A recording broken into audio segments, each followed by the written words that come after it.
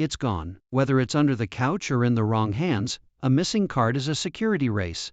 In 2026, the first step isn't calling support, it's the instant freeze.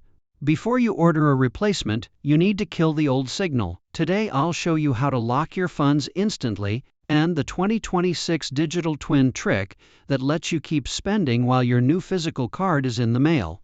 Once your card is frozen, tap Replace. In 2026, Venmo asks you to categorize the issue. If you select Lost or Stolen, the app will automatically prompt you to review your recent transactions for fraud. If you see something wrong, you can flag it right there. If you select Damaged, your old card stays active for 24 hours to give you a window to withdraw cash before it's permanently deactivated.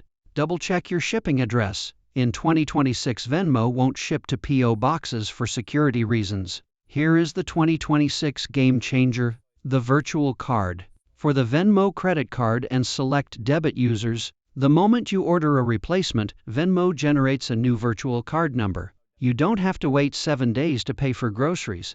Tap Add to Wallet, and you can use your phone to pay at any NFC terminal while the plastic version is still at the warehouse.